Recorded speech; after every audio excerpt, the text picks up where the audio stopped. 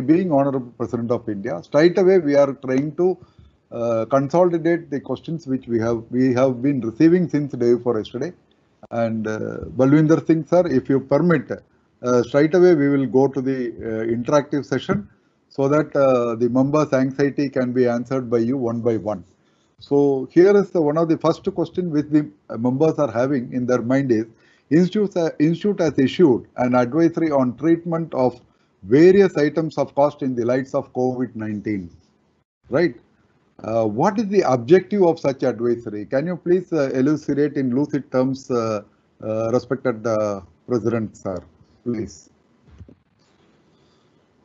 In this trying times of COVID, we all professionals have a much higher responsibility.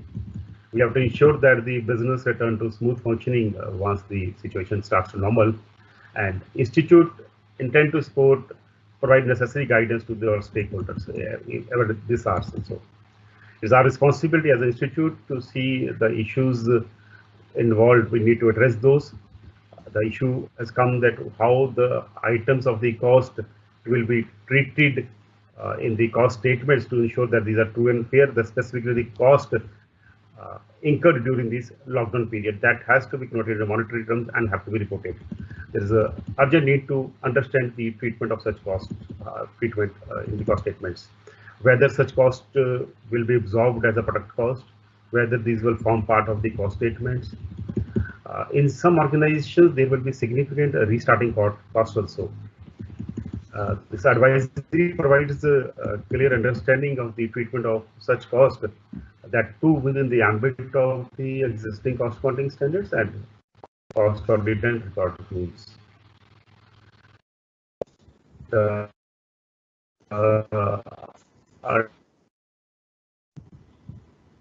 advisory will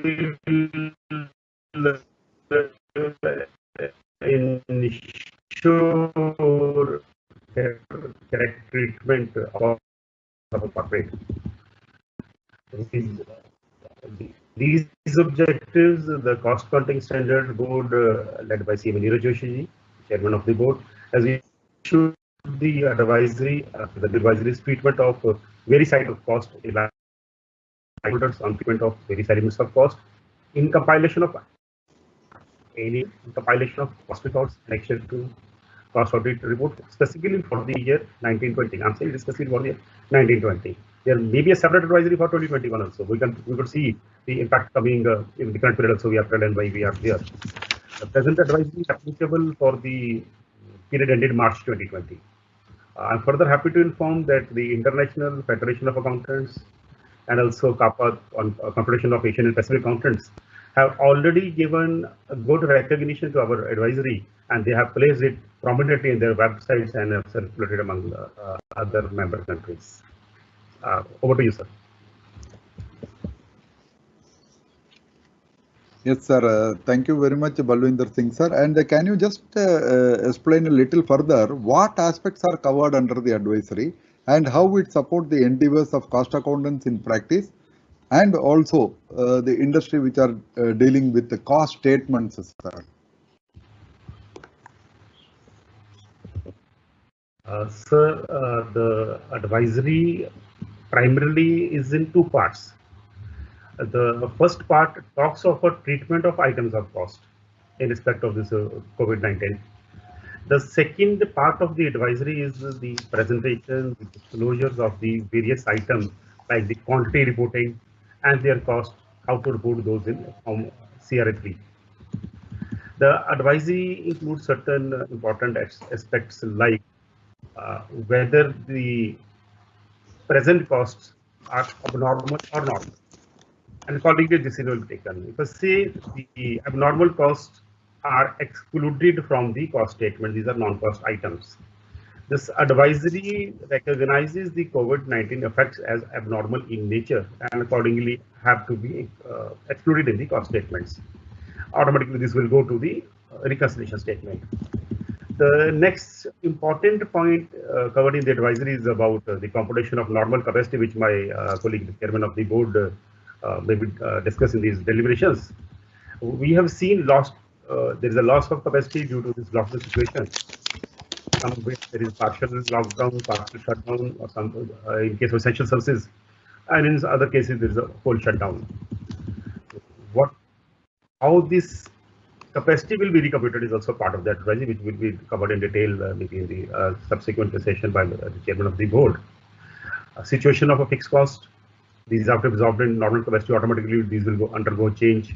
What is the situation of a variable cost? Generally, they move directly in proportion to volume, but whether there are certain costs, variable costs, which may have to be excluded, answer is yes. I think the details will come in the next session.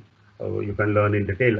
Similarly, the advisory also covers the interest and finance cost incurred during this period of lockdown. So I'm sure that all these parameters, abnormal, normal, then capacity, and further interest cost will be helpful to the management of the company to prepare their cost statements in effective manner and for conduct of a proper appropriate cost audit by my friends. The detail of advisory, I think my chairman will be taking over in the next session. Over to you, sir.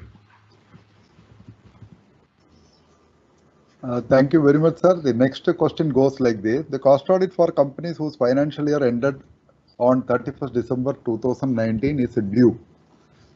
Can you advise on a practical timelines, sir, for the members to benefit?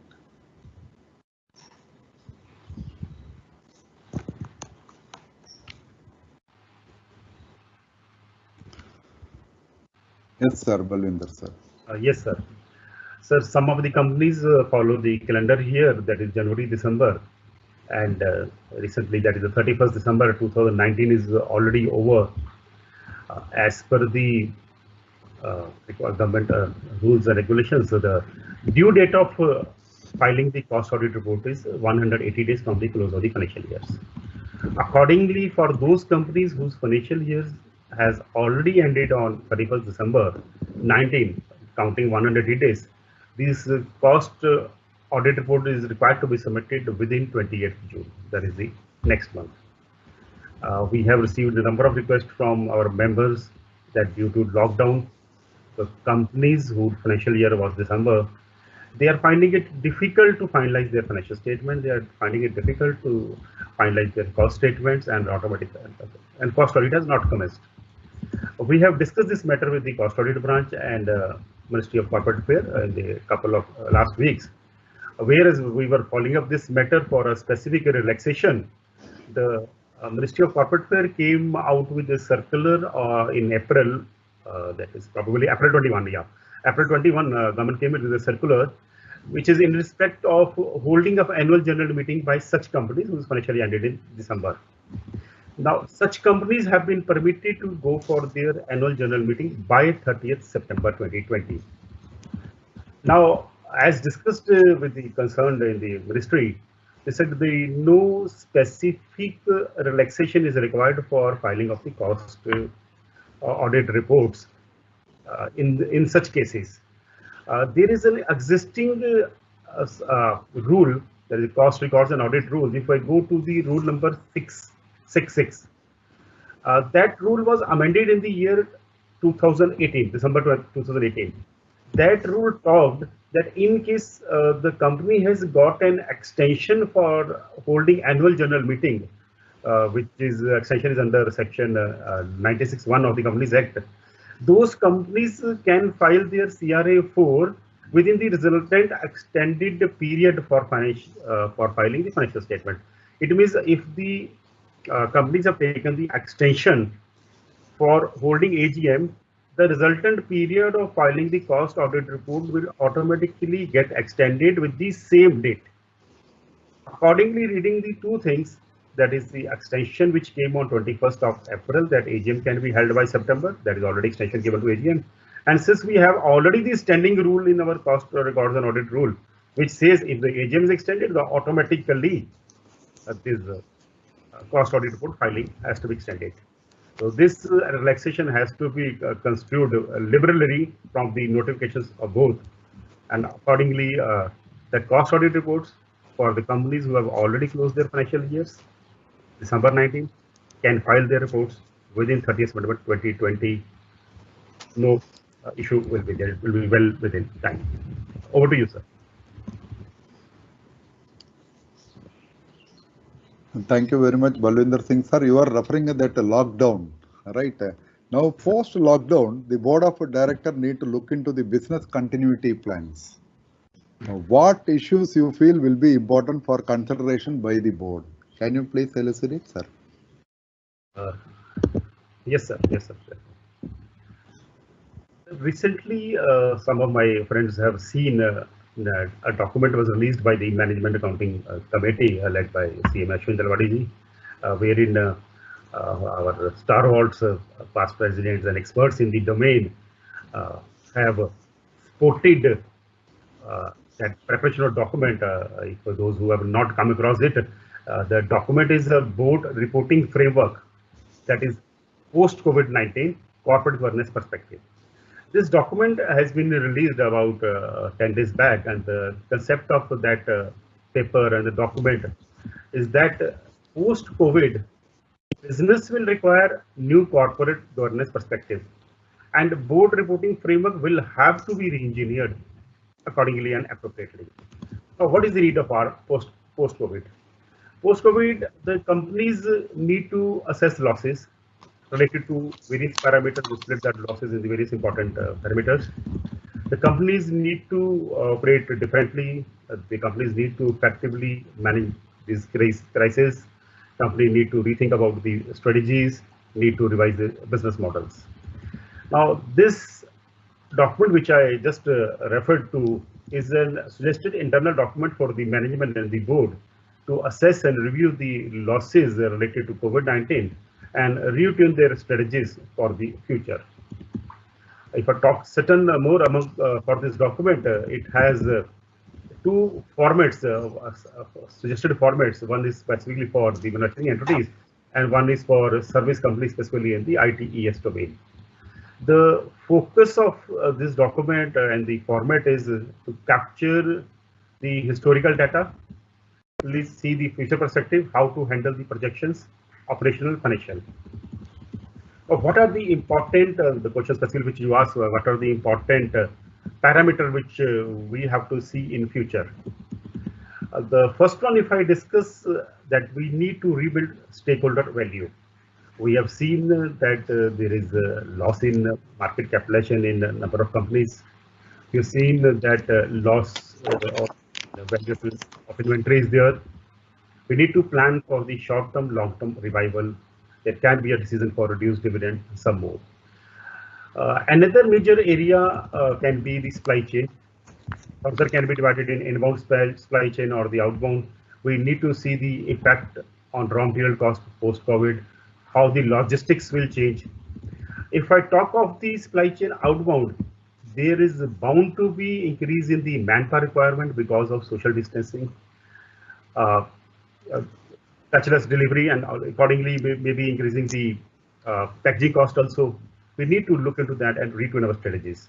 If I talk of the operation and production restarting, some companies will be incurring significant restarting expenses. There will be a loss of value addition. Some companies need to increase in branding costs. Today in a lockdown, we are not bothered about our brand. We are looking for the things which we want in emergency. So automatically, the brand loyalty is dwindling these days. We have to rebuild our brand. Similarly, in the advisory, we have talked about the financial resource management, infrastructure management, human resources, specifically the lockdown salaries, welfare costs will be increasing. There will be more digitization, information technology costs, sustainability things we have to see.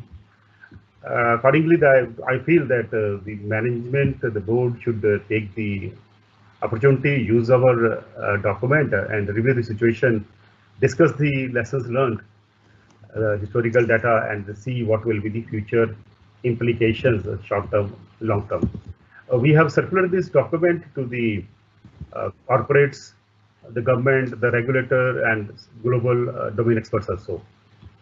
We have received an excellent response from some of the regulators. We hope those will be further spread to the corporate board by those regulators also. With this, I would like to conclude this particular point, and over to you, sir. Thank you so much, Balwinder Singh sir, for in fact reminding of the conceptual paper brought in by the institute. It's a very this thing many members have appreciated also. We also take this opportunity to thank the chairman of the committee and the stalwarts from Chandra Vadva sir to M. Gopalakrishnan sir to Kunal Banerjee sir to Durga Prasad sir to A.N. Raman sir to Dhananjay Joshi sir, all those former presidents and many of the senior members in the council, especially in practice with different ideas, have come out very nicely. And while saying so, sir, can you please explain further as to how will the auditing process take place amidst this lockdown period? That is what many of our even newcomers are also requesting for, sir. Yes, sir. That's a very interesting question and hot question of the day. If I talk of my discussion, which I addressed to the members on the 22nd, I discussed something about the audit. Thereafter, a lot of queries have started coming. How we will go for this audit. Presently, the situation is it is impossible to visit the site, plants, factory, offices to perform the audit, maybe the cost audit or any audit for that matter. So I feel that e-audit is one option which the council is discussing, which can be relied upon, but we need to take all precautions, checks and controls. The e-audit is a challenging topic for professionals because we believe, the auditors believe, large number of auditors believe that it is more likely to discover a fraud or error or a misrepresentation when we visit the factory site. As such, the professionals need to take extra care in case of e-audit.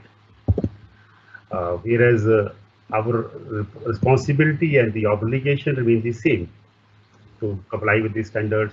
The high quality reports or high quality delivery has to be there, which we used to deliver even while working on site. We have seen that there are improvements in technology which have enabled new ways of auditing. We need to view such technology as necessity to ensure successful audit procedures, like video conferencing, which gives auditor ability to hold a live interview with the clients.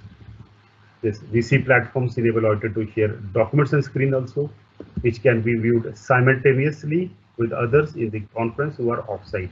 These days we can work on the same file, Word or Excel, in the sharing mode, and this editing can be done by more than one person sitting live. So this gives an opportunity for even group working also, collective working also. This access to these platforms give us as the auditor opportunity to see through the documentation of the system and how the information is to be transmitted between the systems. We need to see that whatever document we receive, even through this process are complete, we are able to understand and finalize our report with appropriately as the way we were doing earlier. There are four critical components of, I would say, each piece of audit evidence. And the four critical components, I could say, number one is accuracy, second completeness, third is relevance, and fourth is reliability. So we need to see that when we go for e-audit to various platforms, that all these four parameters are covered. Starting with an audit, what important aspects we can keep in mind, that even if I talk of some standards of like the auditing standard is there, planning of an audit, if I take some of the clues from that standard, it talks, we need to plan an audit. It means we need to see the process, define the process before the audit starts. Whether it is an audit by visiting a site or whether it is audited by the e-mode, there has to be a plan. If the client is a repeat client, I don't foresee any issue that in respect of understanding the process of a client, the system of a client, we are aware in case of a repeat client. That will be a challenge if the client is new. Then e-audit will be a challenge for the client. We need to understand the process and the system of the client first. We should be well versed, only then we can commence the audit. In case of repeat audit, the last year audit files are supportive in going for the planning for the this year audit. Then Second important element subsequent to the planning is the documentation. Whenever we give a report, we have to ensure that we have adequate documents to satisfy that the whatever we are reporting is true and correct. What you are saying is true and correct. What audit procedures have been performed have to be documented, whether it audit by visit or audit by procedures have to be documented. Your responsibility is our responsibility as auditor is to see that the procedures conform to the issued standards on cost auditing. That cost auditing standard nowhere bars the e-audit. We have to see what are the result of the procedures used by us, followed by us. Now, by following a set system of procedures, what audit evidence we have obtained? What have been the conclusion thereon? Suppose after documentation obtaining is evidence going for the systematic audit and the conclusion drawn, we come to the conclusion that physical would have been a better option, or we may have missed something in that audit, but it does not hamper my true and fair view. That situation, you can bring that discussion or the challenge, that disclaimer in a form of disclaimer, that what challenge you faced and accordingly what data you are unable to apply. But it does not affect the true and fair. Till the time you are ready to verify true and fair, it's fine. Further, what is the duty within the true fair? What is our duty? That is also defined under the standard 103. It talks of the obtaining reasonable assurance to see the statements are free from material misstatements. That material misstatements may be due to fraud, may be due to error. So if you are able to form an opinion the statements are free from material misstatements, you can go ahead with the audit. And as in India we see the professional skepticism is the major element. We all have the attitude that includes a questioning mind. That alertness, that questioning can also work through the e-mode also, and we can issue the questionnaires to the clients for a discussion. Accordingly, through VC or email or other forms of evidence can be obtained. These days we have seen maximum records are being prepared by the corporate in the electronic mode. Accordingly, we can, my suggestion to my colleagues is, the practicing colleagues, that we should plan a system of audit, plan a procedure, and plan for an e-mode specifically for this current year. There is no bar under any rules, regulations, or under the auditing standards that you cannot do e-audit. You have to alert that we all Indians, we all cost accountants are very much alert to see what could be the probable issues or the mistakes in that. So I would recommend that e-audit should be planned for this particular year. Over to you, sir.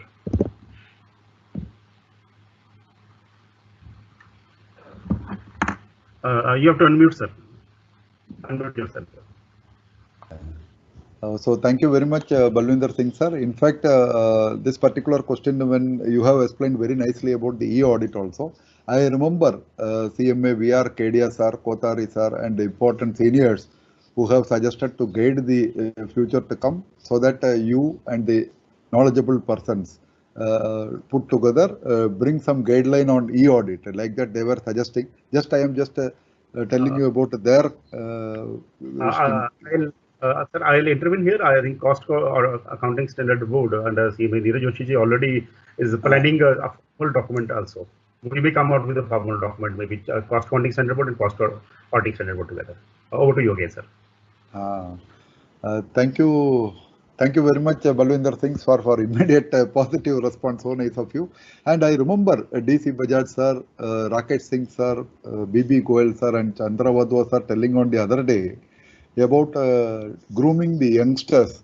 Now the youngsters are also asking the same thing. Under the leadership of CMA Amit Apte as president and yourself as vice president, you have brought that mandatory capacity building training program.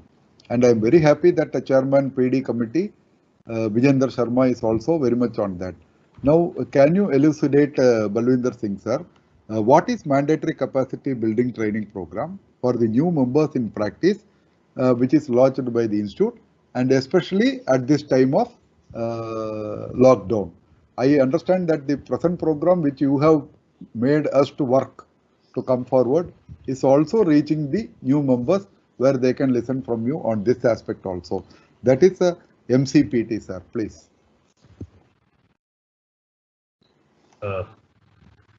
MCBT is a mandatory capacity building training. It was approved by the council in the year 2019 for implementation.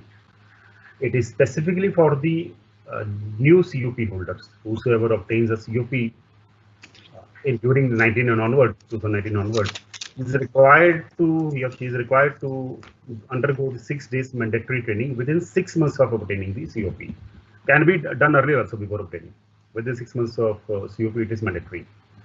The objective of MCBT is to upgrade the skills and knowledge of practitioners, new practitioners, to provide them practical knowledge in the practicing area. We need to teach the new COP holder the tricks of the trade, how to set up practice, how to deal with clients, what relationship you should have with clients, code of ethics to be followed while in practice. What are various areas of practice? We miss this time. The areas of practice are vast, which we need to inform, talk, and discuss with the new practitioners so that they can enhance their focus in various areas of practice. I hope this training will be helpful in the capacity building of the new COP holders significantly. As regards the today's training, definitely these will also be helpful to them. But the MCBT is a separate, though the matter will be similar, but I'm talking this today. That will be the 6 days mandatory requirement to be completed. That is a separately the new COP have to complete. I'm quite hopeful that this will help the new COP holders in sharpening their skills and widening their horizon. Over to you, sir. Yes, sir. Thank you very much, Balwinder Singh, sir. The next question by the members are asked by a lot of people. The provision in respect of rotation of auditors are provided in the Companies Act. There are in fact 2 types of questions we have consolidated. That is, what is the status of applicability of such provisions to cost auditors? And number 2 is rotation applicable to cost auditors? Kindly answer these 2 questions, sir. Sir, this is a settled issue now. We had a lot of queries specifically in the when the Company Act 2013 was implemented. At that time, there was a lot of confusion. Slowly and slowly, now it is a settled law that the cost, this rotation of auditor is not applicable to the cost auditor. I'll give certain more details. We are presently governed under Section 148. The cost audit is under Section 148 of the Companies Act. Now, it prescribes basically the 5 things. It says qualification of cost audit, disqualification, rights, duty, and obligation. Now, for 148 section of the cost audit says for these 5 things, please refer to the similar things for the financial auditor. So, for a financial auditor, these 5 things are referred to in section 141 and 143. It is cost auditor section 148 says, go to section 141 and 143 to read these 5 things: qualification, disqualification, rights, duty, and obligation, which are equally applicable for a financial auditor. And no other provisions are there which have been linked between financial and cost auditor. There are certain maybe there for the panel and all. Rotation of auditor is dealt in section 139, and 139 section is applicable only to the financial auditor, and there is no link that the mutus mutandis should like nothing. So Act does not require that the rotation is not required for a cost auditor. Yes, we have seen practically the number of public sector undertakings follow their own policies for appointment, including rotation. The public sector understanding or private or any other company may follow their own practices, set their own principles. But as per the Companies Act, rotation is not mandatory. I hope the doubt is clear. Over to you, sir. Yes, thank you very much, sir. Yes, the doubts are definitely those who have asked it would have been cleared because of your lucid way of explaining. Now, the next question also again from some elders, actually, I mean seniors. Elders mean seniors as well as many of the youngsters. We have heard about QRB. What kind of board it is, and whether it is constituted by the government or by the government means by the ministry or by the institute, and for what purpose it has been set up. I have put it together, sir, some questions which asked by certain members. If possible, answer everything at one go, sir, please. Right, sir. Right, sir. There is QRB is a quality review board. It is set up under the our own act, that is the Institute of Cost and Works Accountants Act 1959. It was set up long back in 2007. Though it is set up under the our act, but the members are nominated is a mix. So there are total of 4 members in this board. I'll discuss the purpose also, the purpose of this board. First, I'm talking of the members. There are 4 members in the board and 1 chairperson. The chairperson is appointed by the government. 2 members are appointed by the government. Then I can say the majority is by the government nominated members. The 2 are definitely nominated by the council only.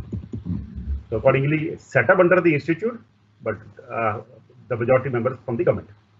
Now, what is the purpose of the board? If as a layman, as a general practitioner, if I don't go in detail, we as a layman, as a general discussion, we feel that QRB is to regulate the services or quality of services of the practicing cost accountant. But here I would like to discuss the objective other than this also. There are totally 3 objectives for which this board has been set up. These objectives are specified in the Act. The number 1 objective specified in the Act is recommend the council with regard to quality of services provided by the members of the institute. That board has a power to recommend to the council to see that quality of services provided by the member improves. Like we are having this event, we are having earlier we are having webinars, then the physical events. For that purposes, or whatever the advisory we are being issuing, the quality of the material we are giving to the practitioners. For that purpose, also the board has the power to recommend to the council, that quality review board. Second, which I discussed earlier, to review the quality of services of the members of the institute, to see how the cost audit services and other services are being given by the members. For that, QRB have their own procedures to obtain the data from the practitioners and review the quality for the suggestions. The third objective, as per the Act, is guide the members to improve their quality, because after review they have to come with a suggestion. So how to improve the quality and please adherence to the statutes and other regulatory framework. Go to you, sir. Yes.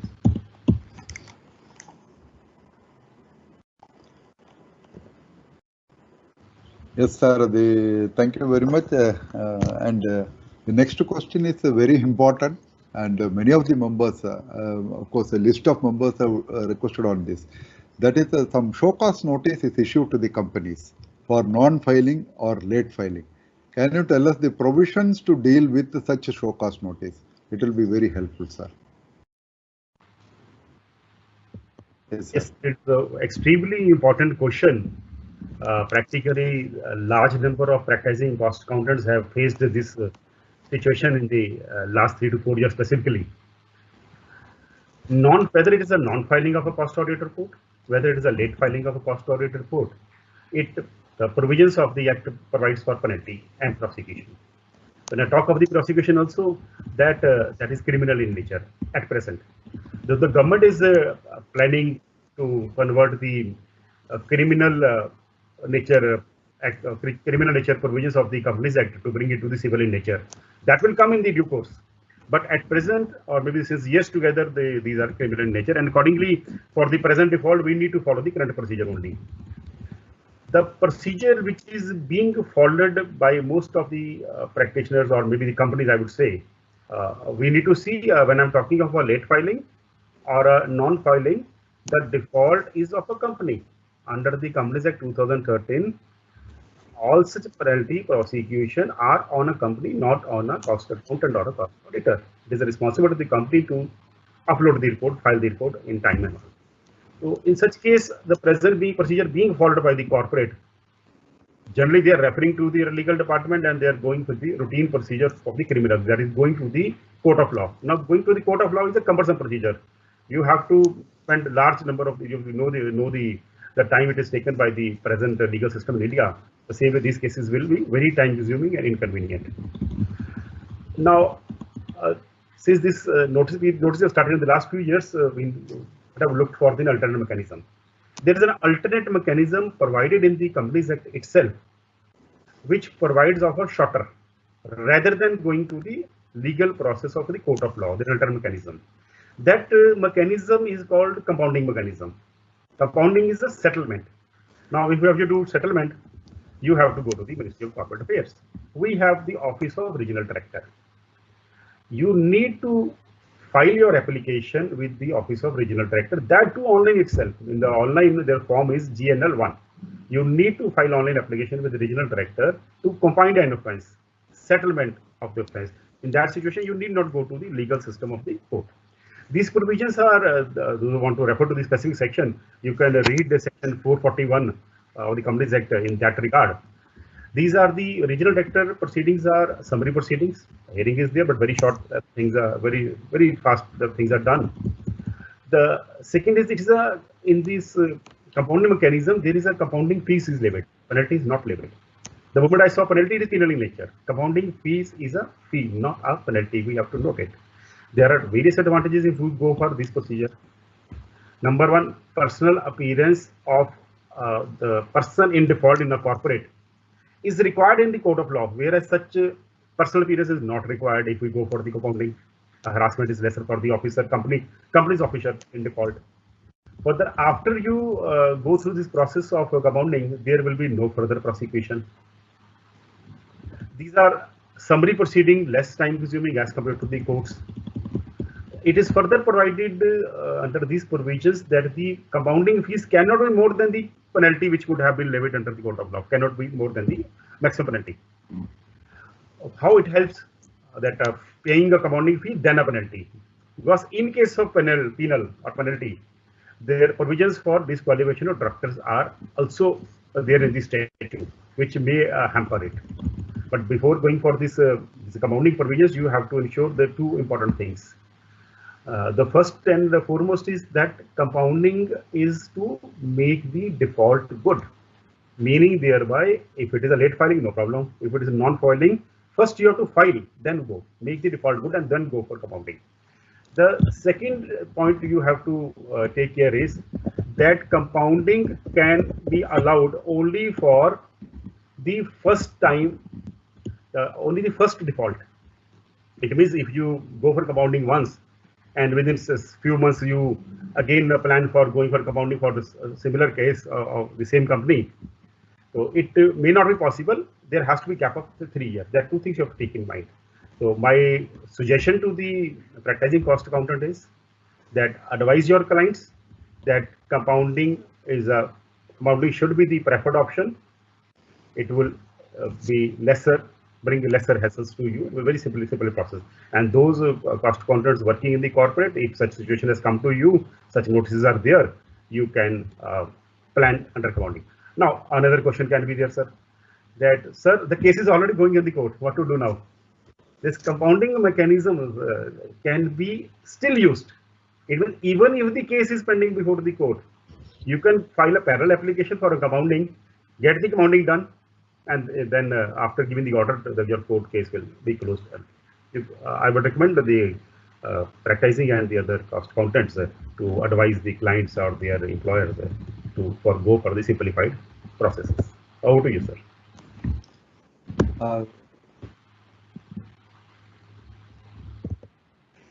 Thank you very much, sir. From what you said, I could understand some of the companies have not filed their reports for earlier years, sir. Any suggestion or piece of advice for them? Would you like to share, sir?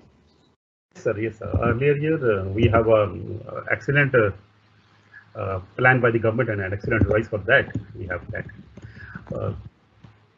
Post-COVID, the government has given large number of relaxation, the finance ministry, the corporate ministry and all.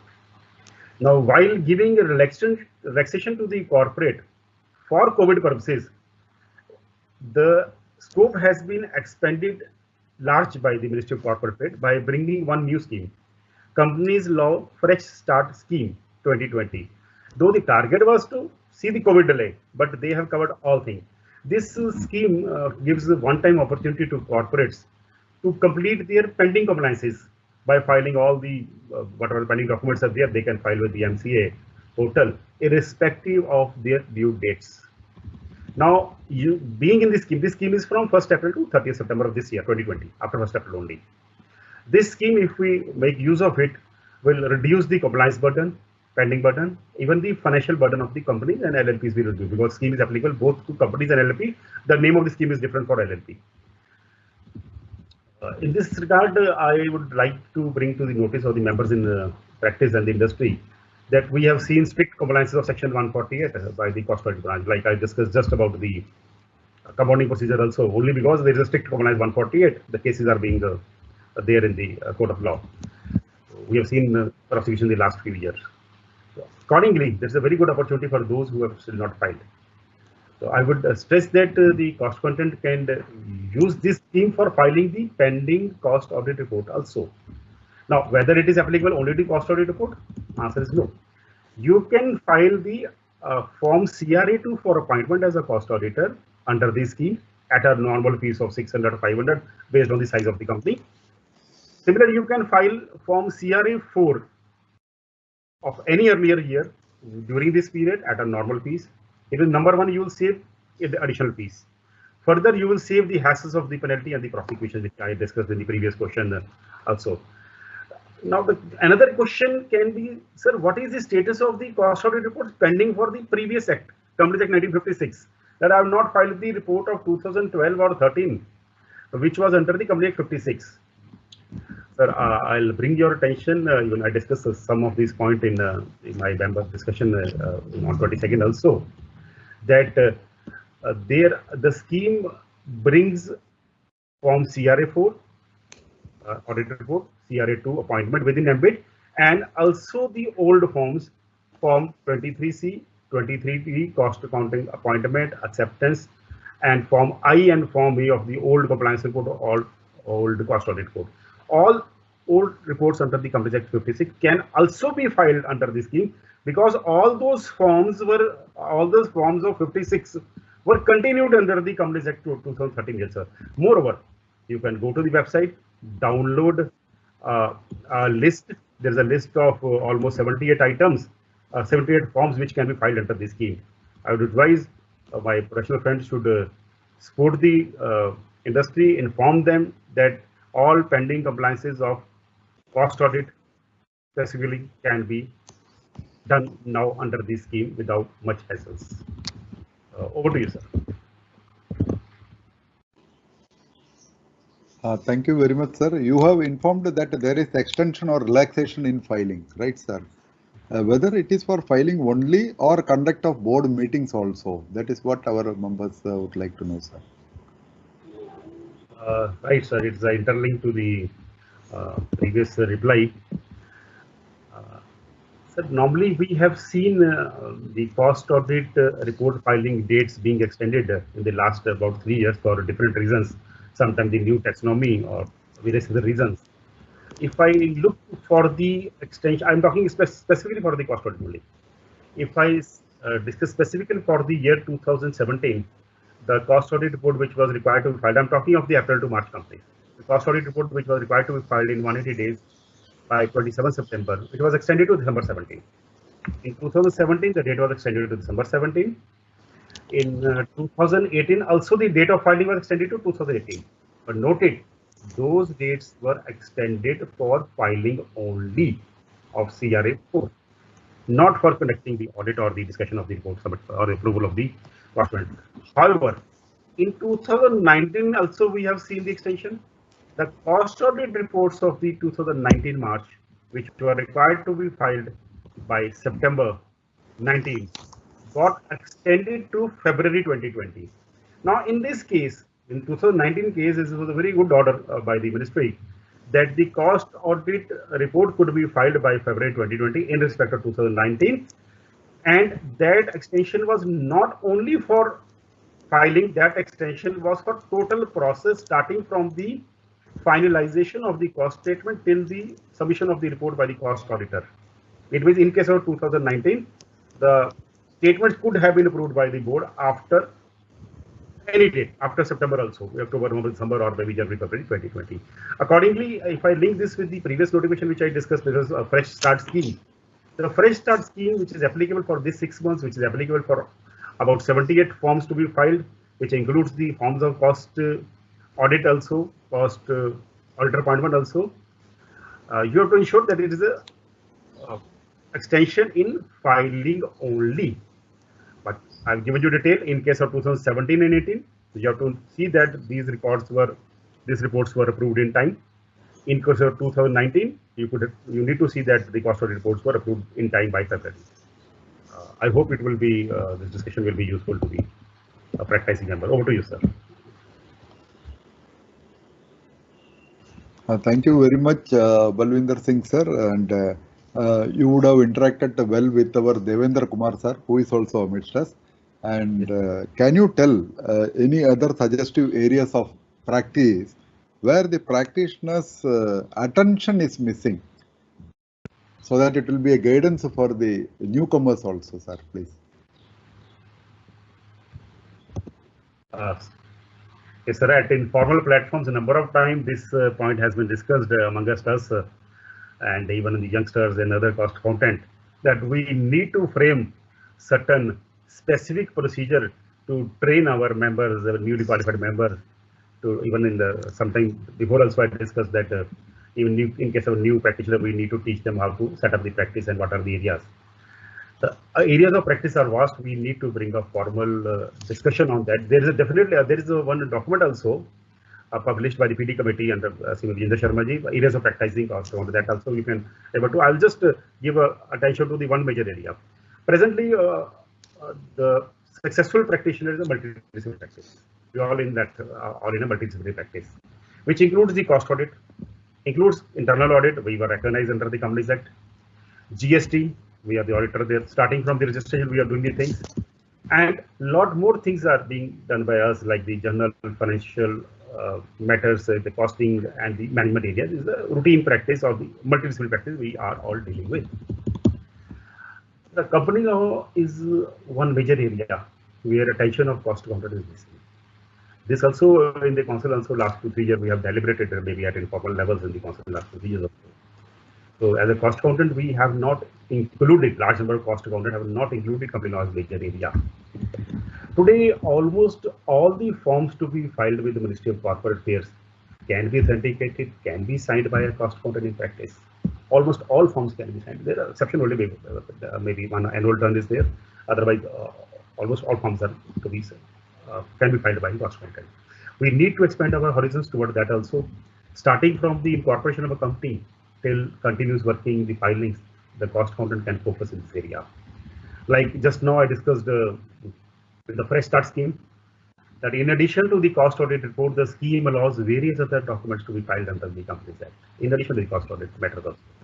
The forms include something like DIN 3, KYC for activation of earlier deactivated DINs. The penalty was there for 5,000 and now it can be filed without fees. Similarly, AOC is financial statement pending or MJT7 annual return. Large number of forms, I told you about 70 forms are there. We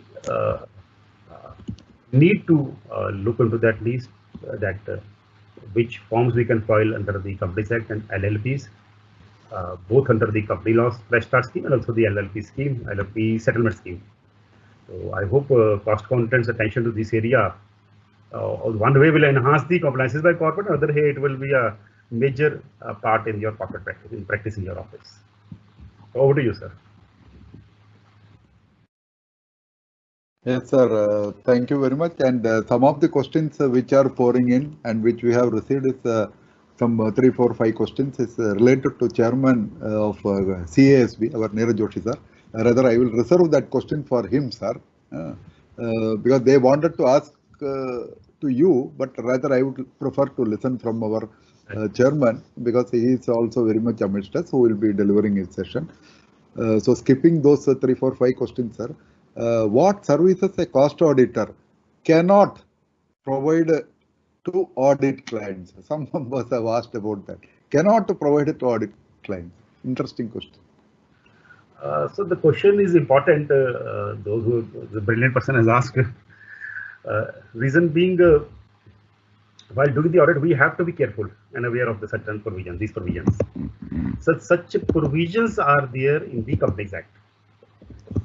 Certain list of services there within the Companies Act which we cannot provide. That are covered in section 144. read with 141, which is applicable to the cost auditor also and applicable to the financial auditor equally. That includes certain services like providing accounting services and bookkeeping services. From there, I can derive the cost accounting services also. It's a part of the accounting services only. Though because the Act talks of the accounting, the section is applicable equal to the financial auditor and the cost auditor. So it means a client for which I am doing the cost audit, I should not take the or give the services for preparation of the cost records also, or any other bookkeeping services. I cannot go in for a internal audit of the same client of which I am doing the cost audit. That is specifically debarred under the Companies Act. I'm talking about this, but debarred things specifically. We cannot take the assignment as an audit if we are the auditor of a company.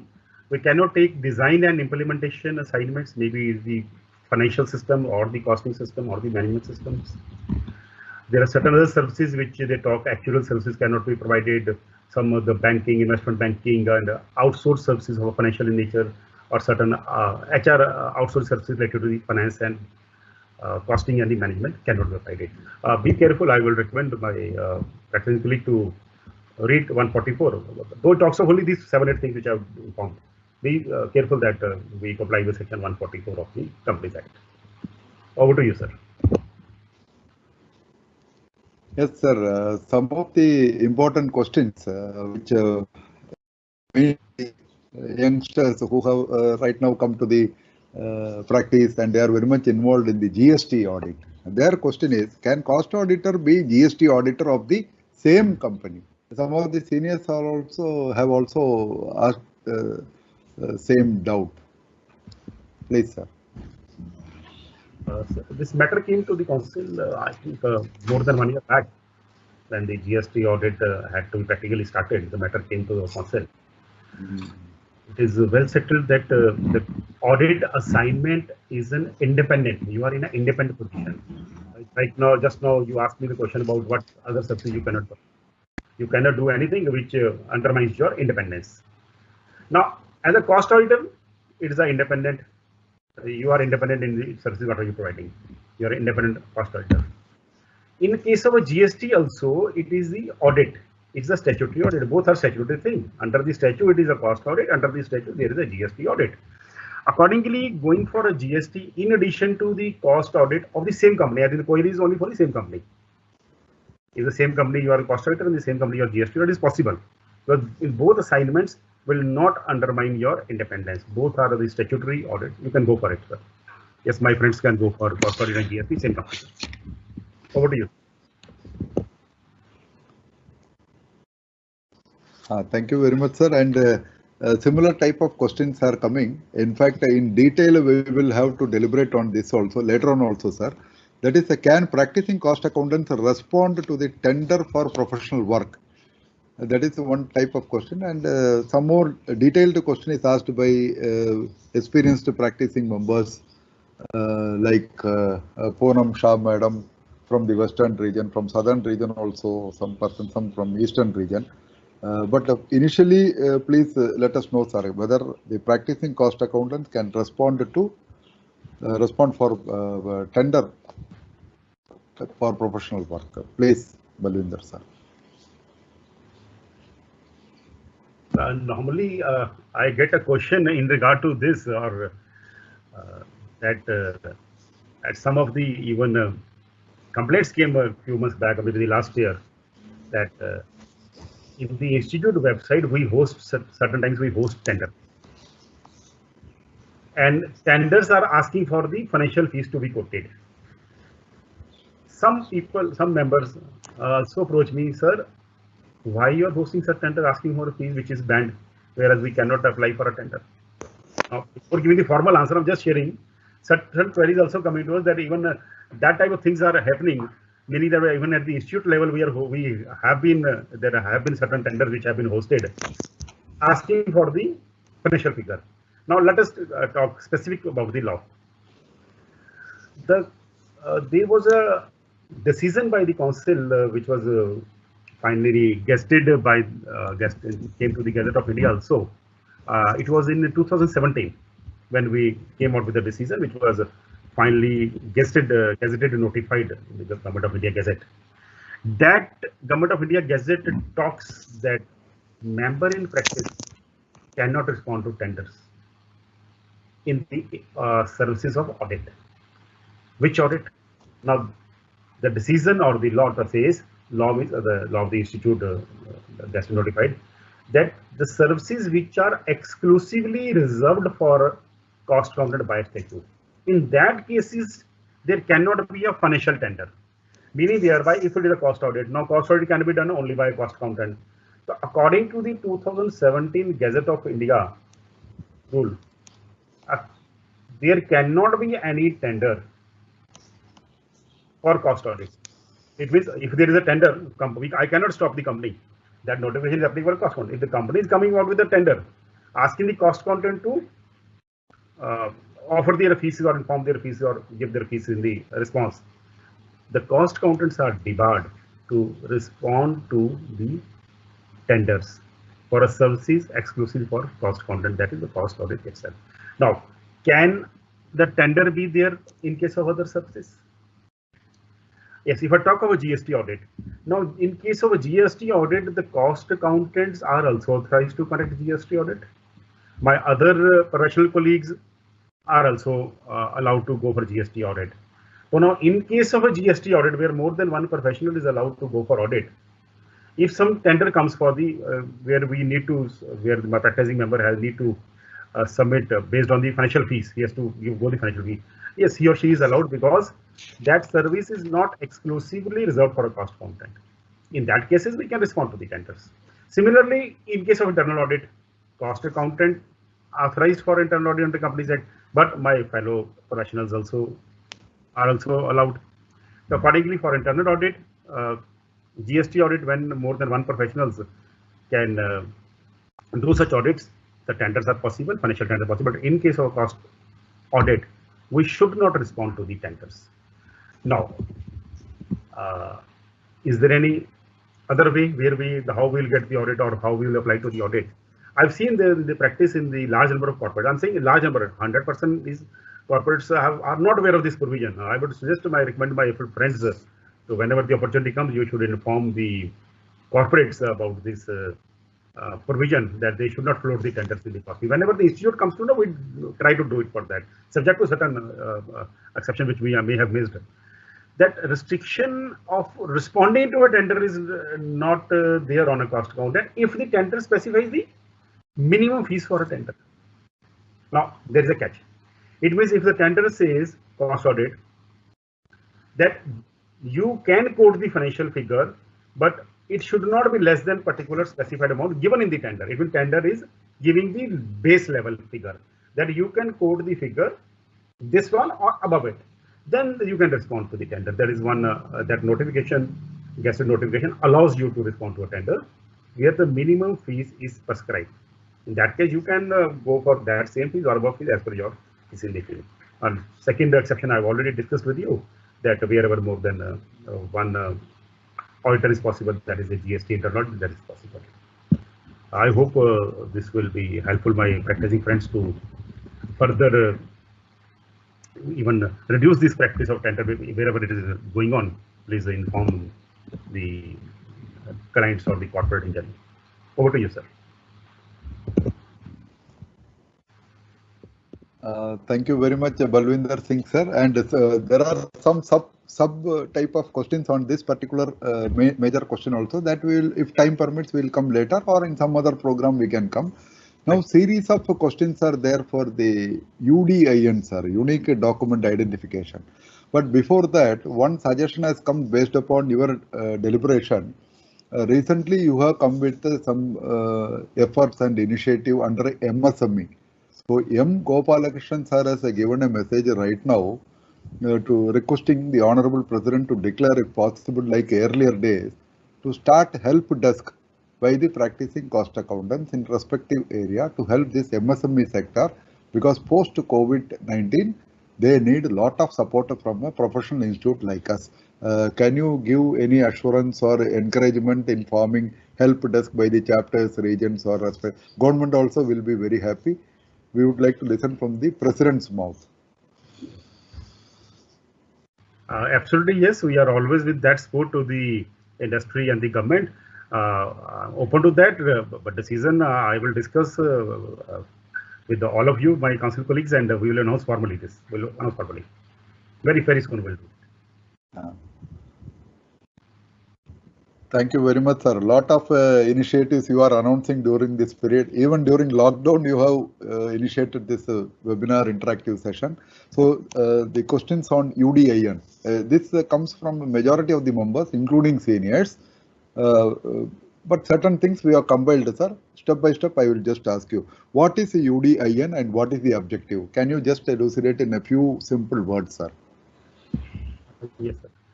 Sir, UDIN, if I talk of the full form, it is a unique document identification number. It is a 18-digit number, system-generated number. It is required to be mentioned on every document certified by a practicing correspondent. Certified doesn't mean a test. It means signed by audited. A certificate is issued or audit report is issued. We need to mention these on all such documents. This concept was brought in last year itself. The council, that this good question has come, we need to inform maximum persons or my friends that this is there and you should follow it. This purpose of this UDIN is that so the receiver of this report or the government authorities, other stakeholder, can anytime verify the authenticity of the certificates and the reports by going to the online systems. They can verify this online. Whether this vote is genuine or not. So, when this was implemented from 1st October 2019, to be mentioned on each such reports. Even I recall in the initial period, certain queries came that whether UDIN is mandatory for non-practicing. This question, I don't know whether you have got it today or no, that this UDIN is only for practicing cost accountants for mentioning in their reports and not no relevance with the non-practicing member. It's not a registration for them. Over to you, sir.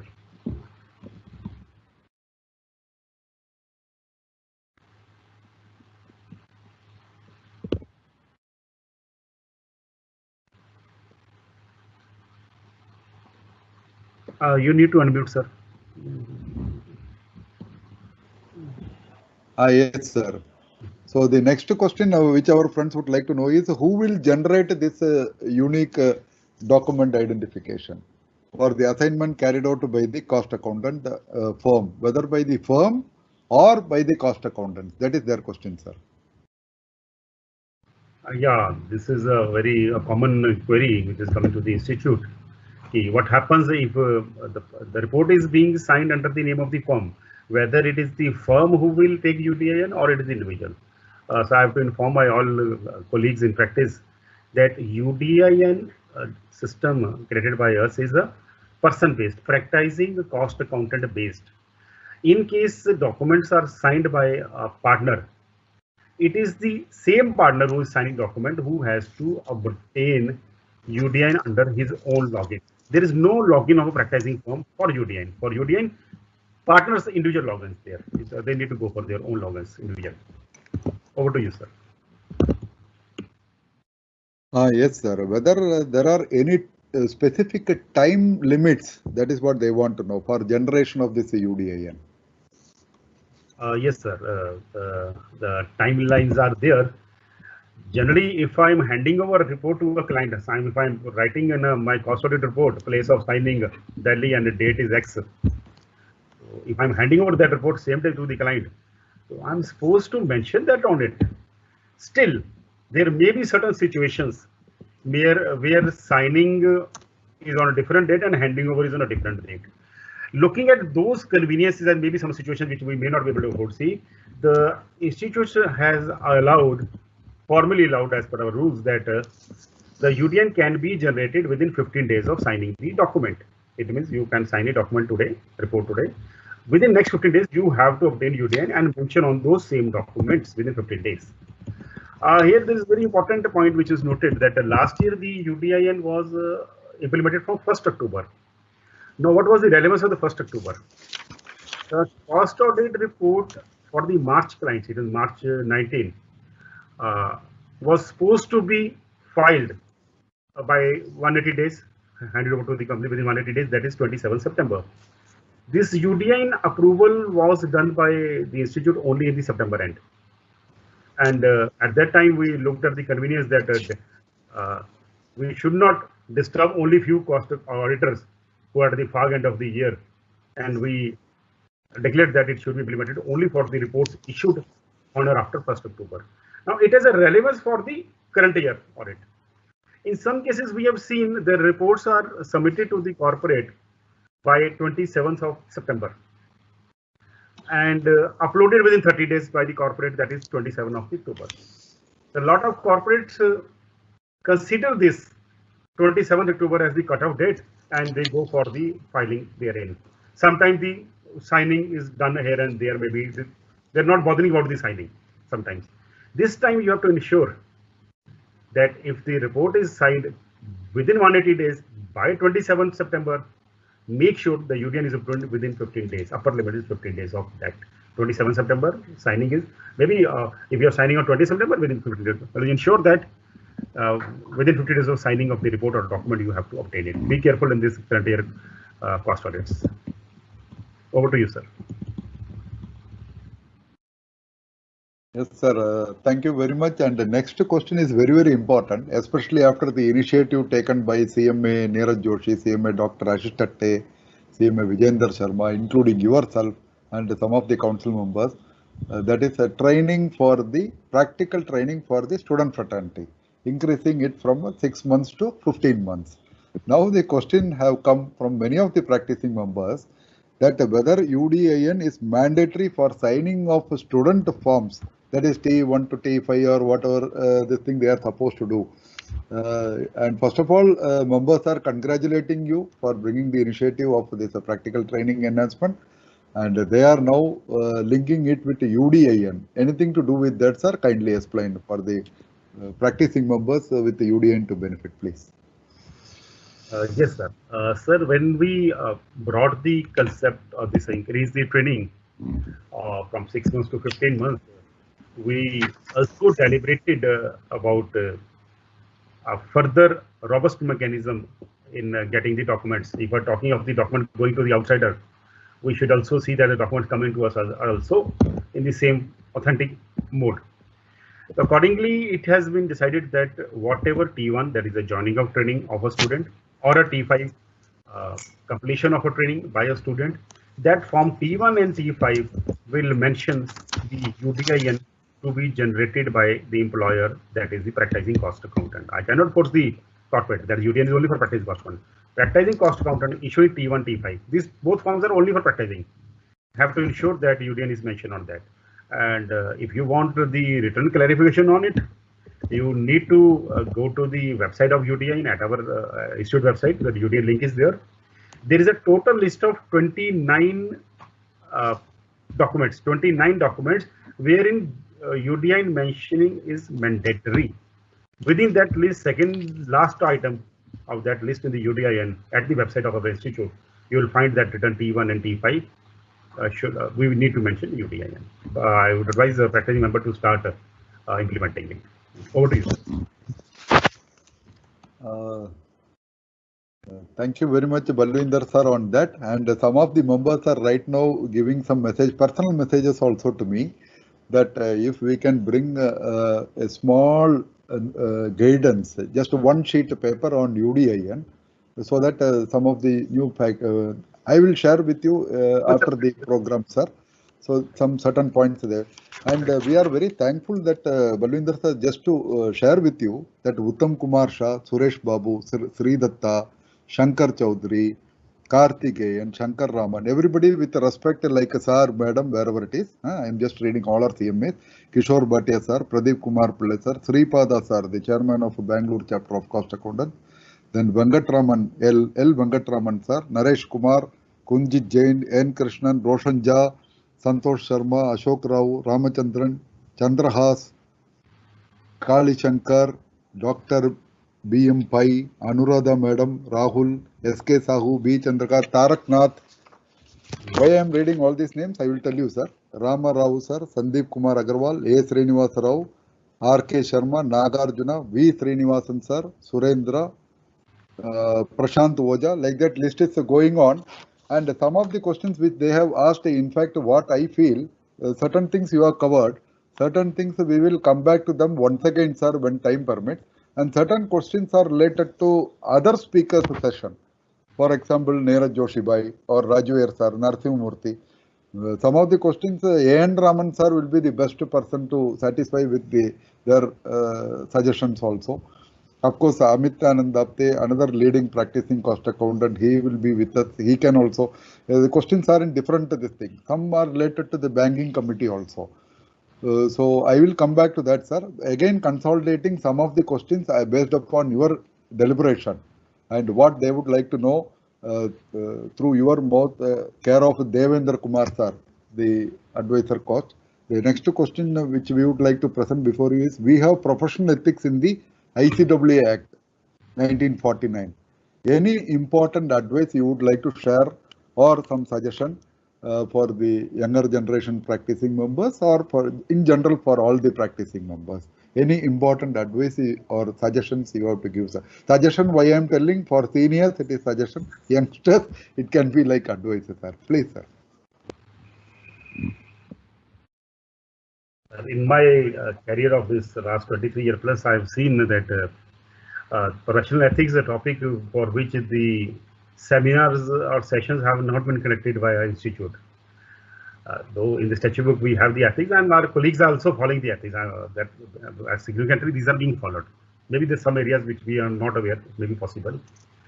So my only one tip, I will see that if I talk of one of the provision of the professional ethics, one of the ethics it is in the first schedule of the our act, which talks of that cost accountant in practice, he shall be deemed to be guilty of misconduct if he accepts the position held by some other auditor without communicating with him in writing. In writing, very powerful. If you go over that law, it also we need to communicate in writing with the previous cost auditor. That is in the first schedule. Now, why that provision in the statute book? That provision is there for decades. Even in all the three institutes, the ethics are same. Professional ethics provisions in the act, all the three institutes act are same. The provisions, this particular provision may be there probably to have discipline among auditors, maybe to have avoid litigation with auditing, maybe to help maintaining the independence of auditor, or maybe all these three objectives which I spoke, independence of auditor also. But whether this provision is being complied by our practicing firms in letter and spirit, and whether such provision has yielded the desired output, is it helping outgoing auditor to recover their due? Numerous questions may arise. In fact, this provision is not being taken very seriously by many of the practicing firms. I'm just saying, I'm not saying all. For which we need to see for which audits this provision has to be constituted to be mandatory. That provision in the first schedule. Whether it is applicable only in respect of cost audit. If I go to the first schedule, it talks of the audit. You cannot accept the position as auditor. What is only audit? As auditor, which position is held by another cost accountant? It is a cost audit, definitely I have to communicate with the previous auditor. This position is held by some other cost audit. Now, whether this provision can be constituted to be applicable on the internal auditor or a GST auditor, I just spoke the language of the provision. The position taken as auditor held by another cost accountant in practice earlier. In case of an internal auditor, if it is moving from one cost auditor to another cost auditor, yes, it is mandatory to be followed. If the internal audit is being done by some other professionals, not a cost accountant, now coming to cost accountant, then this provision is not applicable. It specifically says position held by an auditor and another cost accountant. So this provision is applicable to internal audits also if this is shifted being from one cost auditor, other cost auditor. So one cost accountant in practice to other cost accounting practice for internal audit. Similarly, in case of GST audit, it's also an audit, sir. It's also statutory audit. So in case of a GST audit also, this provision can be implemented as per the apparent language of the Act. So in case of a GST audit, if it is being done by one cost accounting practice and me moving to another cost accounting practice, this provision is affected and you need to communicate with the previous auditor. However, if GST audit is done by some other professional, now coming to cost accountant, so this provision is not applicable. And I feel it is the responsibility of the retiring auditor to respond. I will advise that more and more cost accountant should ensure the compliance of these provisions, and also the duty cast on the retiring officer to respond. And if the retiring auditor does not respond, the incoming auditor has to take a decision in a reasonable period of time. Reasonable period, as per situation, can be 15 days, can be 7 days, depending on the due dates of the statute requirement. This is a separate responsibility cast on the corporate for it. Some of my friends may discuss that in the CRA form, there is a column that the CRA2 we need to inform about the previous auditor things, that previous auditor has been communicated or not. CRA2 is the responsibility of the corporate. It is a separate provision. That information is going to the previous auditor by a corporate. That is separate provisions. Here it is the professional ethics communicating with the previous auditor. I hope more and more practitioners will see that such provisions are complied with. And there are large number of provisions in the professional ethics. I would recommend my friends to go to first schedule of the Act and know the provisions. Over to you, sir.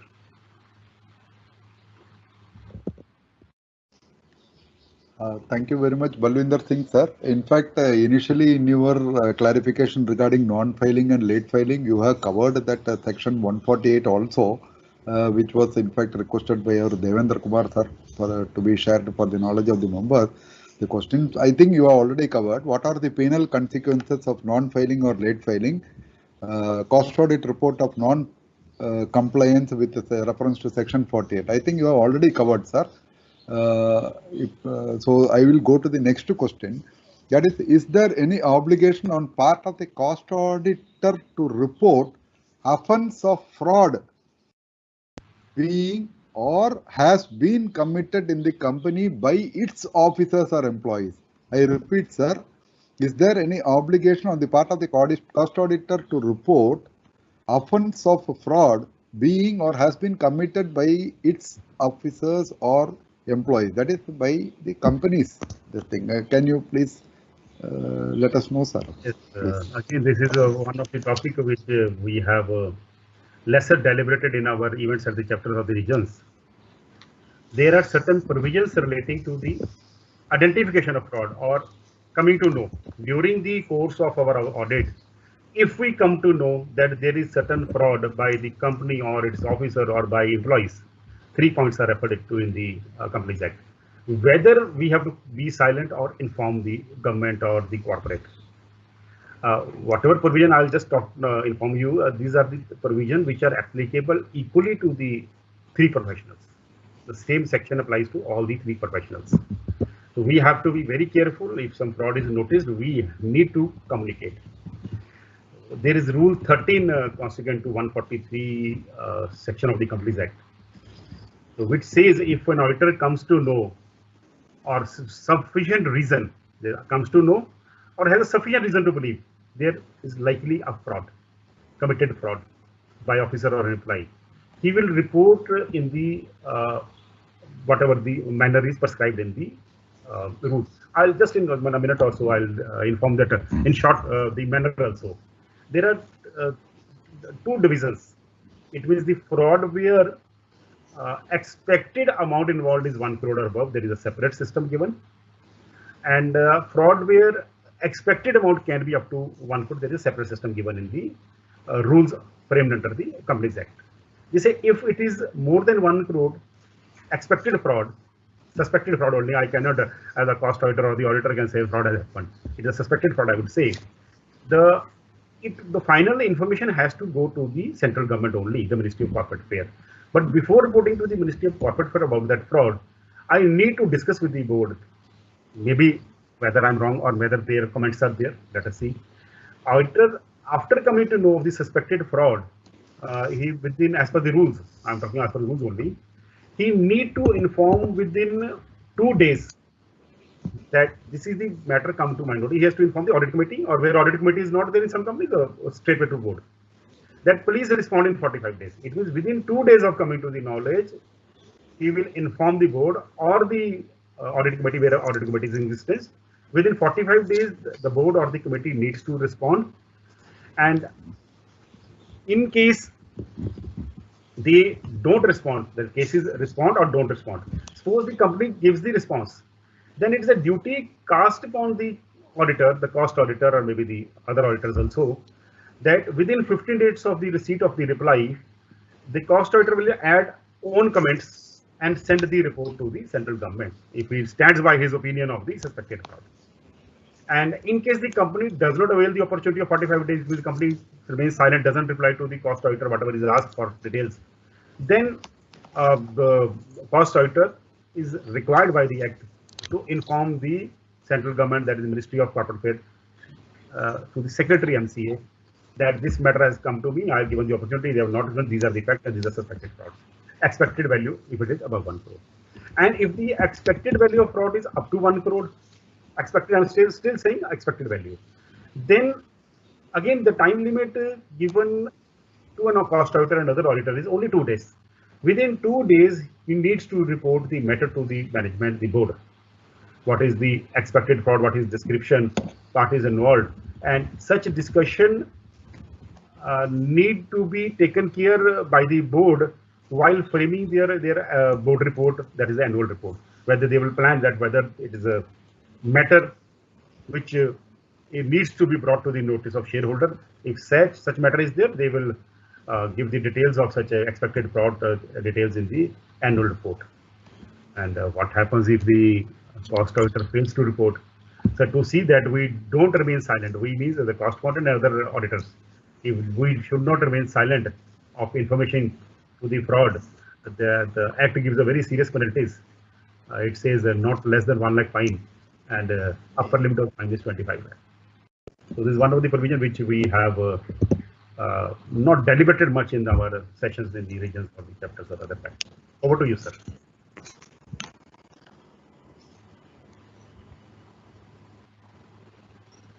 Yes, thank you very much, Balwinder Singh sir. In fact, I don't want to close the event for you, but however, still the time is going. It is already nearly 12:45 or 12:50. We have another important speaker also. I would like to share with you one more thing, Balwinder sir, that some of the members are still pouring with suggestions. We have, after I told, we have received from Sachin Jain, Vaidyanathan sir, Arundhati Basu madam, the region council member from Eastern India. Then JP Singh sir is very clearly telling that the QRB has come with a manual for the practicing members. Then another Srinivas Rao, he is telling that we would like to hear more from the president on so much points he has given. But however, still I am telling the attendees and the participants with due respect, definitely this is only a beginning. And today also we might have done some mistake also in the way we spend some time and other things, for which as a host I apologize. But definitely we will come with more such programs where you will be listening to our council colleagues, especially our leader of the team, that is the CMA Balwinder Singh, as Honorable President of the Institute.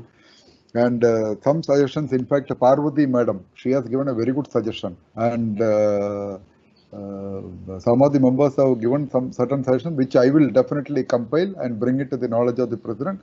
Within these 3 days itself, if possible, President will come back again.